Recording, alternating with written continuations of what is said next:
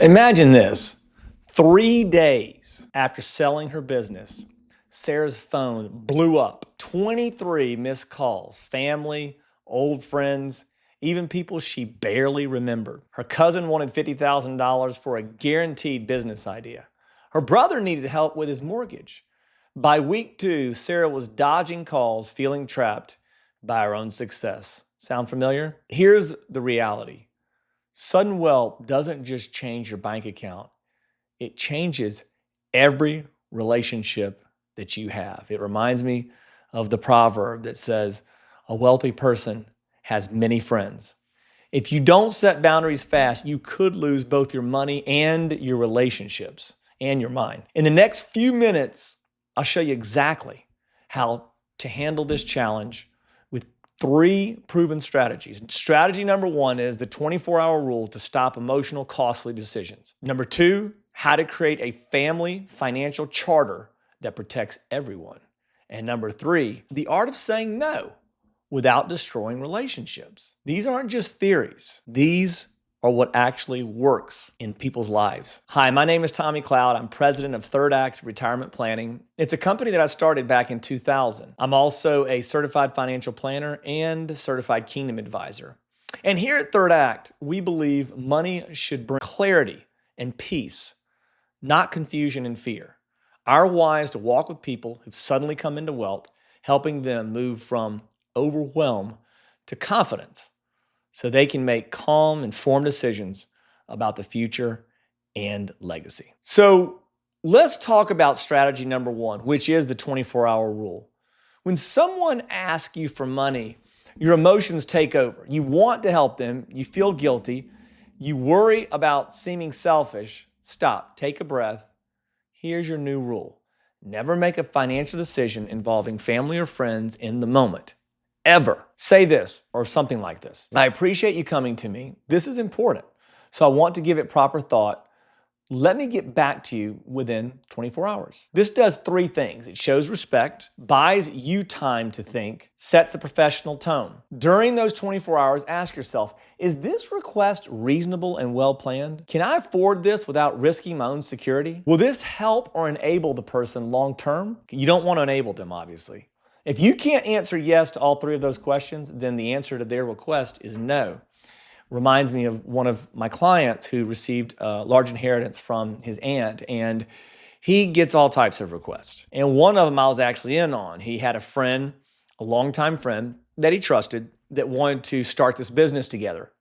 And he had me come to the lunch and listen to it. His friend brought his laptop. And this was a way to show his friend respect, to get wise counsel from me involved in, well, if he wanted to move forward. It also showed his friend that part of the respect part was that he was taking the request seriously and that he wasn't ever just going to say yes to anything. And so he begins to build a precedence within his own family and friend network of how he's going to handle these type of requests. Well, if I ask so-and-so for money, then he's going to bring his financial planner along. And so that's a real world example that I just participated in last year, as a matter of fact. Strategy number 2, create a family financial charter. You've probably never heard of that, but let me tell you what that is. This is a secret weapon, in my opinion. A family financial charter is a simple written document that outlines your giving philosophy and limits. How to create yours? Well, number 1, you want to decide your annual giving budget. A good rule, never give away more than 5% of your wealth per year to family and friends. Number 2, set clear criteria. What types of requests will you consider? Education, medical emergencies, business investments. Be specific. Number 3, set maximum amounts per person per year. This prevents anyone from monopolizing your generosity. Number 4, and finally, require a written request for amounts over $1,000. Include the purpose, timeline, and whether it's a gift or a loan. Share this charter with close friends and family members up front. It's not mean, it's responsible.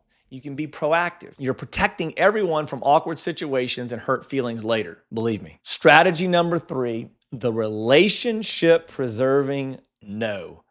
And boy, can it be hard to say no sometimes, especially for people that really tend towards being a people pleaser.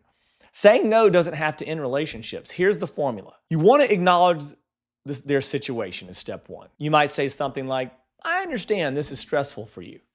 And then number two, you want to reference your system. I've created guidelines for family financial requests to be fair to everyone.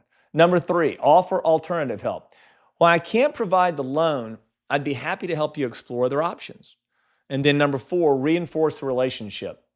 You're important to me, and I want to make sure money doesn't change that. Then you can also, like I said before, you can say, well, maybe, but I'll bring in my financial planner and have him look at it or her look at it as well. So here's an example. I know the roof repair is stressful. I've set up family guidelines to handle requests fairly. I can't cover the full $15,000, but I can help you research contractors and financing options.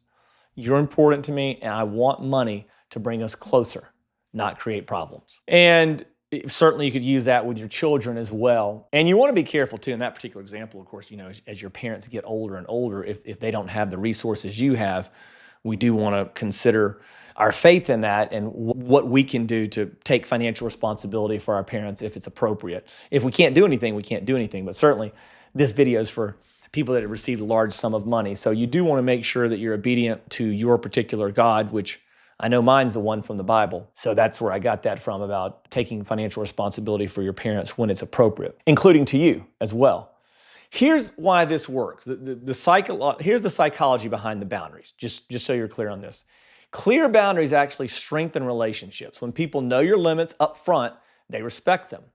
When everything is unclear, resentments build on both sides.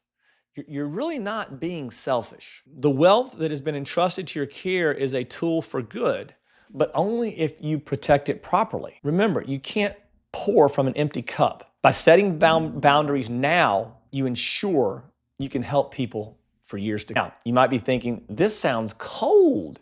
These are my family, not business. I get it. I felt the same way when I started talking to people about this years ago, but here's what I've learned. The families who thrive after sudden wealth are the ones who treat it like the serious responsibility that it really is. Your wealth isn't just about you anymore. It affects everyone around you. Setting boundaries isn't selfish, it's leadership. Let's recap your action plan. Number one, you want to implement the 24-hour rule starting today.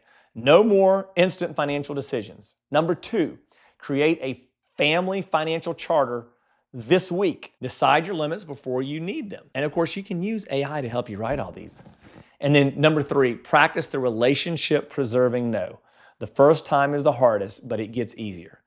Sudden wealth is one of the biggest challenges you'll ever, and the more money you receive, the bigger the challenge. You don't have to figure it out alone.